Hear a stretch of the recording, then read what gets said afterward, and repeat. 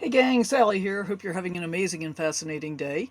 I am in a lovely Army Corps of Engineers campground at the moment, and I'm going to talk to you about trip planning, how I do it, and some tips and apps that might help you be able to do it more effectively.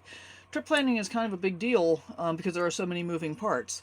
And I want to share with you some of my favorite apps right after we roll the intro. But before we get there, as always, I'm going to remind you, if you haven't already, please consider subscribing to the channel.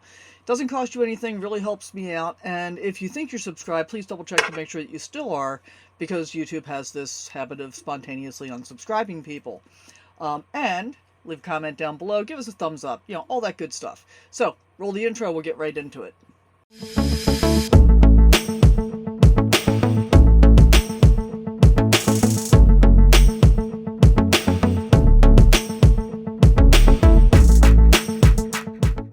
Okay, let's jump right into it.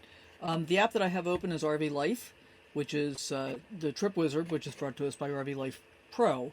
I'm not being sponsored by RV Life, but I will put a link down below. I am an affiliate, so if you click on my link, I get a little something out of it, and you get a 7-day free trial. So I'd really appreciate that if you decide to take a look at this. First thing we're going to do is search for a location. I'm in an Army Corps of Engineers park, and I am at Brushy Creek in Jefferson.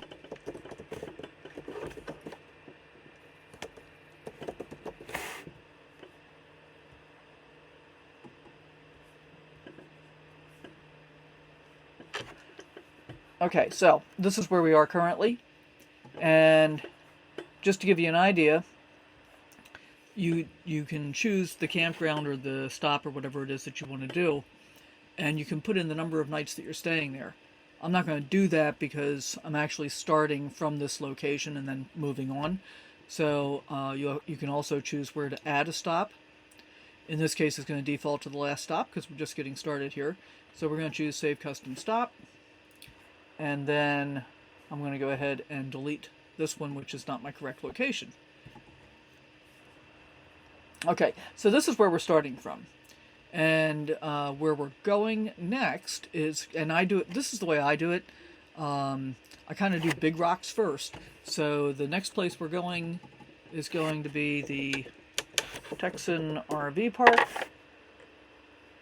and campus in Athens, Texas. And we're going to choose add to, so you get like a little bit of an overview first. We're going to choose add to trip. And I'm going to be there for 7 nights.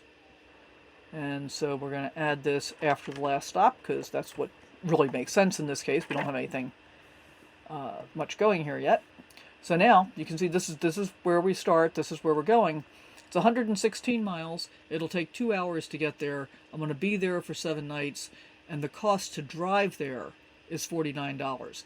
Now I can go back in and edit this, and I can also say what my camping cost is going to be, which I think is $287. No, and meals I'm not planning to eat out. I'm just going to be cooking, so that's not really going to matter to me. We're going to go ahead and save this with that modification made. Okay, so this is a really robust program, and there are lots and lots of different ways to be able to do this. I'm going to show you, for example, along the way, I'm going to be stopping at Sam's Club in Tyler, Texas. So it's going to show me the things that are going to be close, that are going to be along my route first. In general, it almost always does that. I'm not spending the night. I don't need more details, but we do want to add it, and it's not going to be after the last stop. Now it's going to be after Buckhorn Creek, which is where I'm starting from. And so it'll put the stop in, and what's highlighted right now is the route from Sam's Club, or from Buckhorn Creek Campground to Sam's Club. And then, see, if I click on Texan RV Park, then it'll put that one in next. Now, once I leave Texan RV Park, the next place I'm going to go is Rainbow's End, which is an Escapees RV Park in Livingston, Texas. And I'm going to choose Add to Trip, and I'm only going to be there for 1 night. And this time it is going to be after the last stop because it's going to be after I'm at Big Texan. And I'm going to just add it to the trip. So you can see how easy this is to get all these little pieces in. And it's giving me a running tally of the total cost, of the total miles, and then of the number of nights and the total cost. So you can see here for Texan RV Park it's showing $304, which includes the cost of fuel and the cost to stay there. And I don't know what Rainbow's End will cost to stay yet, so I'm not putting an amount in for that. But this is really handy to be able to keep track of different things like that. So now I'm going to zoom out and show the entire trip. So remember, one of the things that you can set is what your driving distance is on an average for a day. And I have mine set to 4 hours. So it shows my current location in the middle of the screen outline.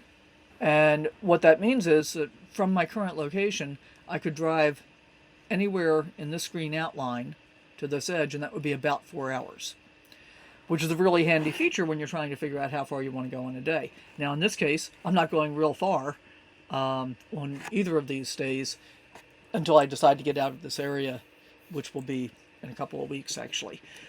All of these that are showing here are campgrounds. I have filters turned on because I don't want to see every single campground. I don't want to see every single store. But the filters that I have set up for Corps of Engineers, escapees, and Passport America. These are like the brands, clubs, memberships, kinds of things that I want to look for primarily. And if something doesn't show up within those parameters, then, I can look further. And then you can also filter by points of interest. So I also have set up things like overnight parking, Bass Pro Shops, Cracker Barrel, Truck Stops of America, Elks Lodges, Walmarts, and Huskies. So, and then you can also set up different hazards. So the only hazard that I have set up is for low clearance. And then I can just get this tab out of the way. Now, let's zoom in again. So this, for example, will be a low clearance variant. This is only 8 feet. I won't fit. This one is 10 feet 1 inches. I am 10 feet 1 inches. I don't think I'll fit. I wouldn't want to try it anyway. So when I look at my route, there's nothing along my route that's going to trigger any low clearance issues for me. This is a super powerful program. There's so much versatility in the way that you can use this and what you can see. For example, you can see elevation. And you can choose elevation or you can choose to show the gradients. So, where we've got like these red marks, these are higher percentage of grades. So that's kind of handy to know. Really useful to know how much up and down there's going to be. Not a whole lot in this route because our elevation is only going to vary from 100 to 600 feet over the course of 300 miles, which is not a whole lot of elevation change. And then you can get that out of the way. So the whole point here is that there are lots and lots of different ways to be able to find things like this. I want to show you a couple of different apps, in addition to this one, that I use when, for example, I can't find a place to stay just from looking at RV Life, because it doesn't have every single place that I would necessarily want to stay. It does have most of them, though. So we're going to hop on over to Campendium. And Campendium is part of the Road Pass group of apps. And again, I'm not sponsored by them, but I do have an affiliate link, and I'm going to leave that down below for you as well. So we're going to go find camping. And you can just start by putting in your location, or you can type in an area. So let's say, for example, that I'm going to put in Athens, Texas. Let's say that I was going to get there. Let's say I was going to get there a day early, right? And I need to find a place to stay before I can get to where I need to be.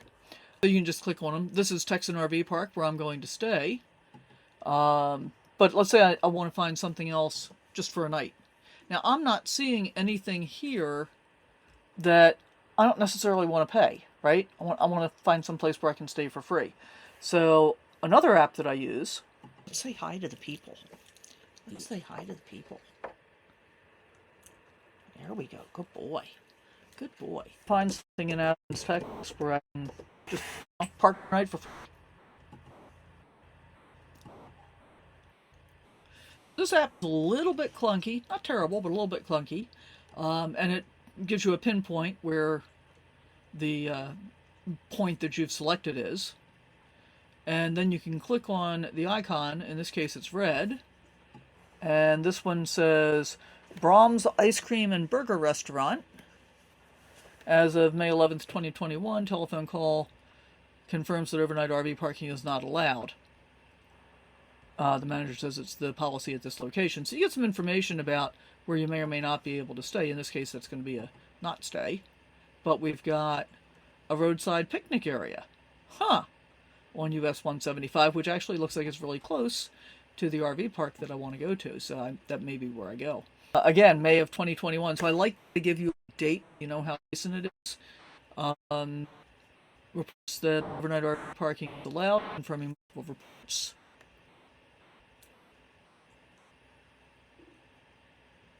So this area is a longer off-road turnout, well separated from the highway, with entrances at both ends about 400 feet long. Park parallel to curb without obstructing movement by any other vehicles. 3 to 4 sheltered picnic tables, trash receptacles, other amenities, if any are unknown. So, and then it gives you GPS coordinates so you can find the exact place that you're looking for. So, I mean, to me, that's actually a good spot. What's this one? Another roadside picnic area. So, pretty easy to find. And the way I'm going to do it is I'm going to go to GPS coordinates, and I'm going to just copy this.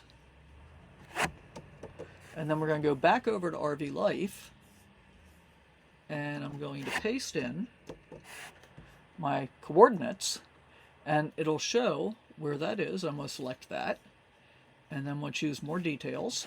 I'm going to put in one night, and this time I've got to choose where it goes. So I'm going to put it in after Sam's Club and before my Texan RV Park stay, and then I'll just choose Save Custom Stop. So you can see how we're building the trip here. So pretty cool to be able to do that.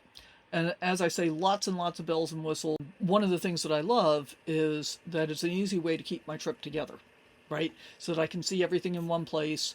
And that's just a very small example. Most of my trips I'll build like a couple of months at a time, basically, because I have some idea where I'm going to start from and where I want to end up in the period of a couple of months. And then I'll include things like my national park visits and all that kind of stuff, whatever activities I'm going to be doing along the way. The advantage of doing it this way over things like Google Maps, for example, is Google Maps, you can't really save your trip. So Google Maps is good for like organizing a day. And it's not real good for organizing anything more than a day or two to keep all your stops in order, and certainly to be able to route in a safe way for an RV. As I said, if you're in a van or a car, not a big deal. But if you're in an RV, if you've got any height or weight or length restrictions, definitely worth knowing. Now, that said, most of the time, I just follow Google Maps, because most of the time it's actually fine from one location to another. But I use the RV Trip Wizard from RV Life to be able to coordinate all of my stops together. Anyway, between RV Life and RoadPass, those are my two go-to apps, umbrella apps, for being able to manage my trips on the road. So I hope you got something out of this. If you did, please consider subscribing if you haven't already. Hit a thumbs up, leave me a comment down below. Let me know how you plan your trips and whether or not you found this useful. Thanks for watching. We'll see you next time.